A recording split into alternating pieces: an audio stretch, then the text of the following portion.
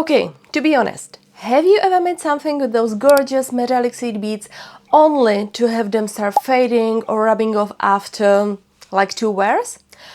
I've totally been there, but after years of trial and error, I found metallic beads, especially in gold and silver tones, that actually last even with perfume, sweat and all the chaos of daily life. And I'm gonna tell you exactly which ones they are, so you don't waste your time or money like I did. So here's the deal. Most metallic seed beads, especially those labeled galvanized or dyed, have the color coated on top of the bead.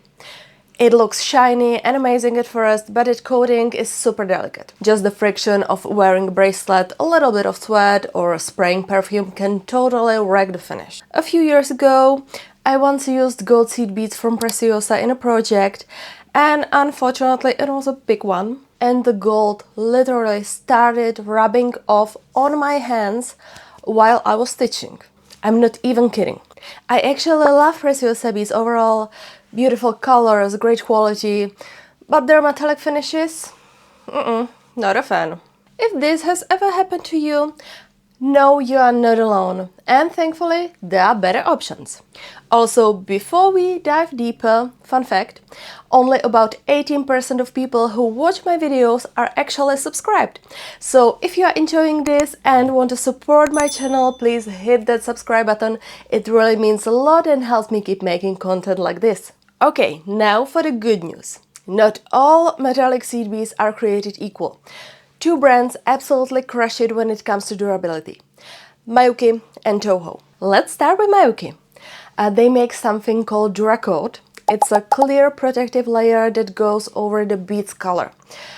Think of it like a top coat for your nail polish, but for beads. It protects against fading, UV light, rubbing, even chemicals like perfume. And here's the cool part.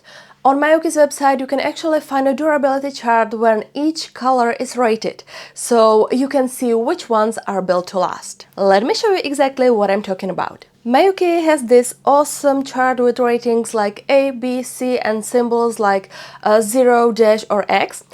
Basically, it tells you how resistant each finish is to sunlight, friction and chemicals. If a finish is marked with an X, maybe skip that one for your favorite bracelet. Even better, Miyuki lets you search by color number and see how each color holds up, how resistant it is to things like rubbing, sunlight and chemicals. You can also search only for Duracoat and you see which colors have this protective layer. Total lifesaver. Now, TOHO has their own magic called PermaFinish. Same concept. It's a much stronger coating than standard metallics. TOHO tested it like crazy before releasing it, and honestly, their metallic beads with PermaFinish hold up so well. And here on their website, there's this awesome side-by-side comparison of regular galvanized beads versus PermaFinish galvanized ones. They actually did a rubbing test, and the PermaFinish beads performed way better. TOHO also lists their PermaFinish colors online, and they explain how they are different from their regular metallics. It's not super straightforward though. You will need to look them up in the sample card section. But the nice thing is you get to see the actual bead colors right away, which makes it easier to compare visually. Both Duracoat and PermaFinish are game changers. Once you try them, it's really hard to go back to regular metallic beads. So, quick story.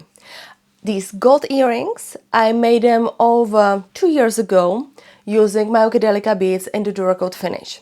And I wear them a lot. I sometimes sleep in them. I also forget to take them off in the shower. Oops. I spray perfume near them. I wear them in the summer heat. I'm not gentle with them at all. And guess what? The color still looks brand new. Like not even a tiny bit faded. To be honest, it surprised me. That's why I trust these finishes completely. They've earned their spot in my stash. So far, Mayuki Duracoat and TOHO PermaFinish are my absolute go-tos. I've tried others, including some from Preciosa and some unbranded beads, and honestly, they didn't last. But Preciosa has made some updates lately. They've introduced lines like Permalux, Sol Gel and Terra Finishes. These are designs to be more durable, especially the sole gel and tear lines, which resist things like UV light, sweat and mild washing. But just a heads up, they don't seem to offer the typical metallic shades like gold or silver in these finishes, which is kind of a bummer if you are looking for the shiny metallic look. I'd personally stick with Miyuki and TOHO for anything metallic, just based on my own experience, especially after that one time when the gold Preciosa beads turned my fingers yellow mid-project. Love you, Preciosa, just not your metallics. So, here's the bottom line. If you want your jewelry to keep its shine, skip the cheap finishes. Go with Mayuki Duracoat or TOHO PermaFinish. They are a little pricier, but they will save you so much frustration, and your handmade pieces will actually stay beautiful. If you have found any other metallic beads that actually last, drop it in the comments. I'm always down to try new ones. And hey, if this helped you out, give it a thumbs up, maybe share it with a fellow bead lover, and I will see you in the next video.